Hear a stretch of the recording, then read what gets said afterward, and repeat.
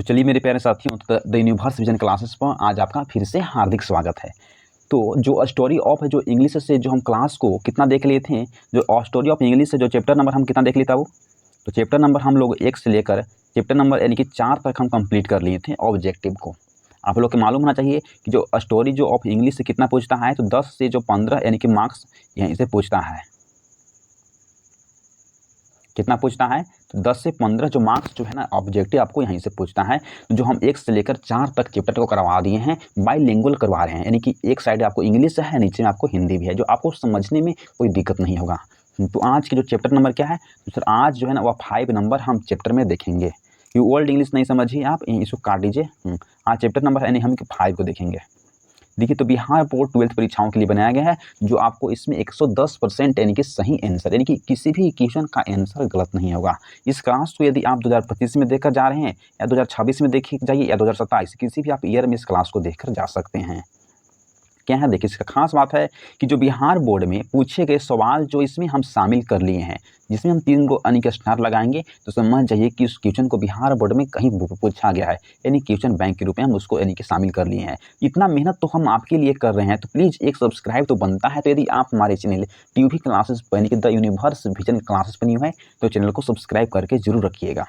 Bell icon जो है उसको नोटिफिकेशन ऑल पर क्लिक कर लीजिएगा, ताकि नोटिफिकेशन हम कुछ अपडेट करें तो आपके थ्रू पहुंचना चाहिए। आज इसमें जो हम 10+ MVVI ऑब्जेक्टिव क्वेश्चंस को देख लेंगे। तो चैप्टर नंबर 5 हम स्टोरी ऑफ इंग्लिश को कवर कर रहे हैं। पीडीएफ जो है ना आपको हम कहाँ देंगे, तो पीडीएफ जो है ना आप व्हाट्सएप पर, ये जो व्हाट्सएप चैनल जो लिंक है वहाँ हम इसको प्रोवाइड कर देंगे, और वहाँ से जाकर इस पीडीएफ को आपको डाउनलोड करके पढ़ सकते हैं।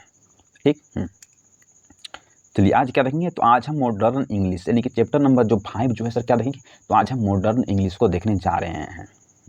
देखिए आप यहाँ से फर्स्ट नंबर क्वेश्चन जो सीधे आपके बोर्ड स्क्रीन पर आ जाती है। ये क्या है, the Indian are quickly learn of, यानी कि इनमें से जो भारतीय लोग जल्दी ही सीख जाते हैं। जो भारतीय जो लोग हैं इनमें से क्या जल्दी सीख जाते हैं, तो क्या यानी कि साइंस को सीख जाते हैं, तो बोलेंगे नहीं सर। क्या मैथ को सीख जाते हैं, तो नहीं सर। क्या आर्ट्स को सीख जाते हैं, तो नहीं सर। जो लैंग्वेज है ना, तो लैंग्वेज को सीख जाते हैं। क्या है, तो इन Indian are quickly learner of, इनमें से जो भारतीय जो लोग हैं वह जल्दी सीख जाते हैं। क्या सीखते हैं, तो यानी कि लैंग्वेज यानी कि भाषा को सीख जाते हैं। सेकेंड नंबर क्वेश्चन को देखिए जो सीधे आपके बोर्ड स्क्रीन पर है। क्या देखिए, अंग्रेजी भाषा का शब्दकोश इनमें से किस वर्ष में प्रकाशित हुआ था। A dictionary of the English language was published in the year, कब यानी कि जो अंग्रेजी भाषा का जो शब्दकोश जो डिक्शनरी जो है ना वह किस वर्ष में यानी कि प्रकाशित हुआ था। क्या यानी कि 1740 में, तो बोलेंगे कि नहीं सर। क्या 1840 में प्रकाशित हुआ था, तो बोलेंगे नहीं सर। क्या 1800 यानी कि 55 में प्रकाशित हुआ था, तो बोलेंगे नहीं सर। जो इसका जो राइट जो आंसर है ना क्या हो जाएगी, तो डी यानी कि करेक्ट आंसर हो जाएगी। The dictionary of the English language was published in the year, तो बोलेंगे कब सर, तो 1750 यानी कि 55 ईस्वी में हुआ था प्रकाशित। इसको आप याद कर लीजिएगा। इसको 2000 कब पूछा गया था, तो इसको 2019 में पूछा गया था, और 2024 में इसको पूछा गया था। अगर हो सके तो 2026 में इसको पूछने की संभावना है, इसलिए इसको हम स्टार मार्क्स लगा दिए हैं। तो चैनल पर न्यू है तो प्लीज़ सब्सक्राइब करके रखिएगा बाबू, इतना सपोर्ट हम आपके लिए कर रहे हैं। तीसरा नंबर क्वेश्चन जो सीधे आपके बोर्ड स्क्रीन पर आ गया है, देखिए क्या है। निम्नलिखित में से ब्रिटिश व्याकरण किस वर्ष में लिखा गया था। आपसे पूछा जा रहा है कि जो ब्रिटिश जो व्याकरण है ना वह किस वर्ष में लिखा गया था। The British grammar was written in the year, यानी कि 1762 ईस्वी में लिखा गया था, तो बोलेंगे क्या बोलेंगे कि हाँ सर 1762 ईस्वी में लिखा गया था। ये जो है ना करेक्ट आंसर जगह 1782 में, तो बोलेंगे नहीं। 1772 में तो नहीं, 1792 में तो नहीं। जो ब्रिटिश जो ग्रामर जो है ना वह रिटन बाय कब लिखा गया था, तो बोलेंगे 1700 यानी कि 62 ईस्वी में लिखा गया था। ये जो है ना करेक्ट आंसर हो जाएगी। चौथा नंबर की जो सीधे आपके बोर्ड स्क्रीन पर है, अंग्रेजी की शताब्दी को कौन सी चीजें समृद्ध करती है। Which things are inside of the vocabulary of English. आपसे बोला जा रहा है कि जो अंग्रेजी की शताब्दी क्या है, अंग्रेजी की शब्दावली को कौन सी चीजें यानी कि समृद्ध करती है, यानी गिविंग करती है, या ब्रोइंग करती है, या विथ ड्रॉइंग करती है, या डिपोजिट करती है। तो बोलेंगे सर बी जो है ना वह करेक्ट आंसर हो जाएगी, कि जो बोरिंग जो है ना वह अंग्रेजी शब्दावली की जो चीज़ों को क्या यानी कि समृद्ध बनाती है। तो बी यानी कि करेक्ट यहाँ से आंसर हो जाएगी। इस क्वेश्चन को बिहार बोर्ड में कई बार पूछा गया, यानी कि PYQ के रूप में इसको पूछा गया, इसलिए इसको हम देते हैं क्या है, तो सर VVI क्वेश्चन है, इसको भी आपको याद कर लीजिएगा। PDF तो आपको व्हाट्सएप पर दे ही देंगे, इसको हम व्हाट्सएप जो चैनल जो लिंक होता है वहाँ। देखिए क्या है, निम्नलिखित में से संयुक्त राष्ट्र संघ की जो आधिकारिक भाषा है वह क्या है। The official language of UNO, जो यूएनओ जो है ना, यूनाइटेड नेशन ऑफ ऑर्गेनाइजेशन जो है ना, उसका जो आधिकारिक यानी कि जो ऑफिशियल लैंग्वेज क्या है, निम्नलिखित में से संयुक्त जो राष्ट्र जो संघ जो है उसका आधिकारिक भाषा यानी कि जो ऑफिशियल जो लैंग्वेज क्या है, तो यानी कि फ्रेंच है, इंग्लिश है, जर्मन है, अरबिक है। तो बोलेंगे कि सर अरबिक भी नहीं है, जर्मन भी नहीं है, फ्रेंच भी नहीं है, वो क्या है सर, इंग्लिश है। बी जो है ना वो करेक्ट आंसर हो जाएगी।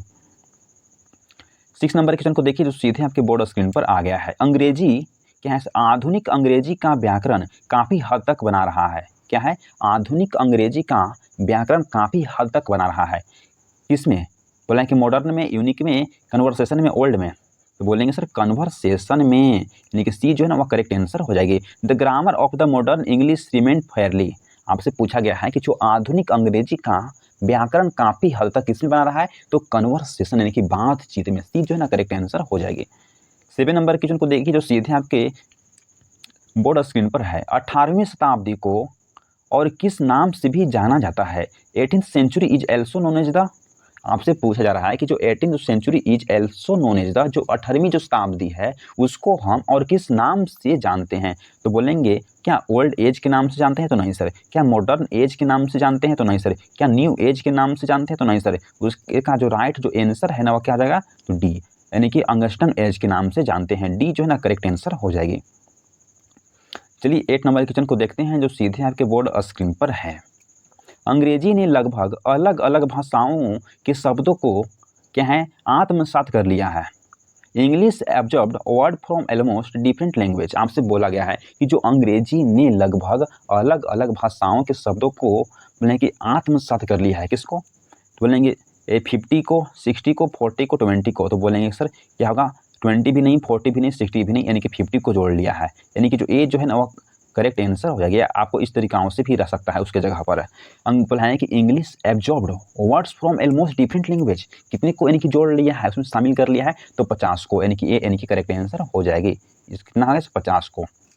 अब यहाँ से देखिए 9 नंबर क्वेश्चन जो सीधे आपके बोर्ड स्क्रीन पर आ गया है। देखिए क्या है, हाँ बोला है कि हाँ वोल्पन वाज रिटन बाय, जो वोल्पन जो है वह किसने लिखा था। वोल्पन वाज रिटन बाय, वोल्पन किसने लिखा था, तो बोलेंगे क्या शेक्सपियर लिखा था, तो बोलेंगे नहीं। क्या बेन जॉनसन जी लिखे थे, तो बोलेंगे बिल्कुल भी करेक्ट आंसर है, जो बी जो है ना वह करेक्ट आंसर हो जाएगी सर। तो लास्ट नंबर क्वेश्चन जो सीधे आपके बोर्ड स्क्रीन पर आ गया है। देखिए आप यहाँ से, निम्नलिखित एडमंड स्पियर्स और क्रिस्टोफर क्या है, क्रिस्टोफर मॉर्लो किस वर्ष थे। आपसे पूछा गया है कि जो एडमंड स्पेंसर ऑफ क्रिस्टोफर मॉर्लो यानी किस वर्ष में थे, कब थे, तो बोलेंगे क्या इलिजाबेथ एज में था, जो इलिजाबेथ का जो एज था उसमें था, तो बोलेंगे ओल्ड इंग्लिश में था, बोलेंगे ओल्ड एज में थे, तो बोलेंगे कि नहीं सर। क्या मॉडर्न एज में थे, तो बोलेंगे कि नहीं सर। क्या न्यू एज में थे, तो नहीं सर। कब थे, तो इलिजाबेथ जो एज था ना उसमें थे, तो एज जो है ना वह करेक्ट आंसर हो जाएगी। क्या है, तो Edmund Spenser and Christopher Marlowe was belong to, यानी किससे संबंधित थे, तो बोलना है कि इलिजाबेथ जो एज था ना काल उससे संबंधित थे, यानी कि करेक्ट आंसर हो जाएगी। इसको भी कई बार पूछा गया है बिहार बोर्ड में, इसलिए इसको हम यानी कि VVI यानी ट्रिपल स्टार मार्क्स लगा दिए हैं। VVI क्वेश्चन है आपके लिए है, ठीक। तो बस आज के लिए इतना ही।